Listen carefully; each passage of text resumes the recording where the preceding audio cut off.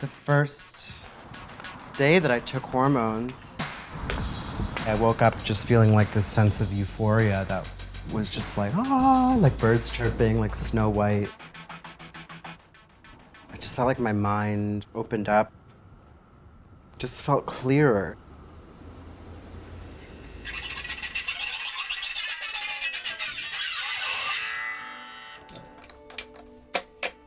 It's all this dried blood on my pickguard from the last show I did. There's a scar in my body from every single show I've ever done, and if I don't bleed after a show, it was not a good show.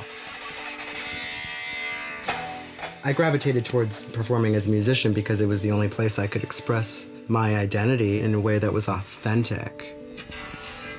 I still identify with my boyness, but I never saw myself as a man.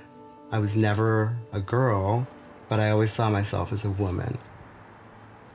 It's just I've tipped the scale, and now the woman is coming out. These are some guitar playing hands right here.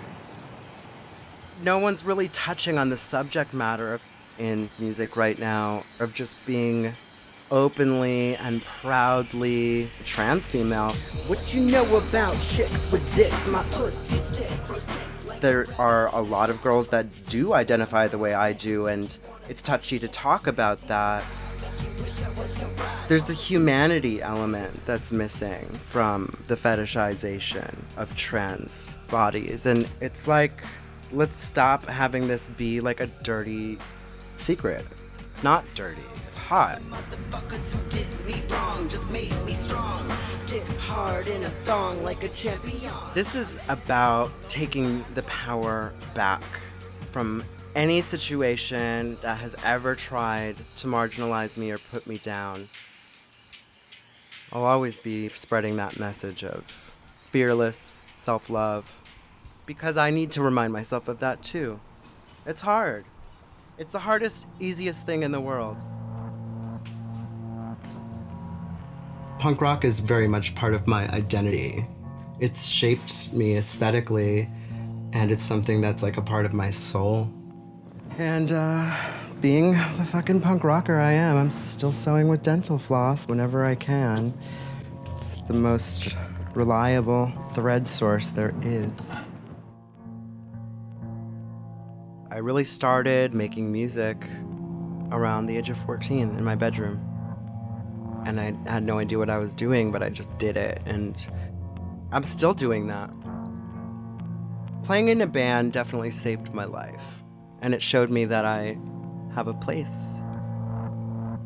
There was still people that called me names and this, that, the other thing, but I didn't have time for those people, so all that went away when I was on stage. All eyes were on me, and everyone was into it.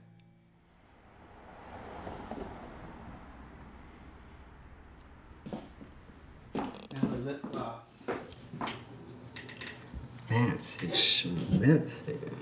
Growing up, I was always drawn to the more controversial, I suppose you could say, female figures. The kind of girls that everyone was afraid of. Wendy O. Williams, Courtney Love, Little Kim.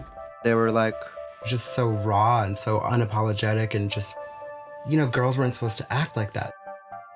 I was very nurtured by these iconic women, giving me validation that I could lead that kind of life myself.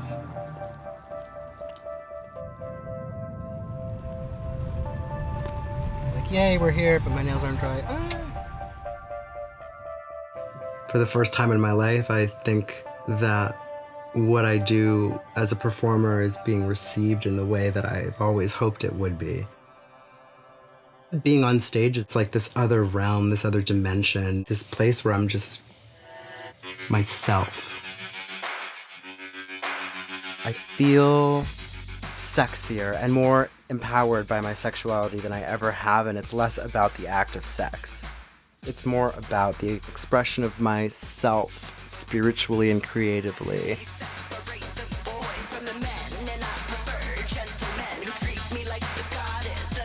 I'm trying to eradicate the double life of sexuality that is perpetuated so much. If you're a chick with a dick and you're cool with that, be cool with that. Show people how to be cool with that.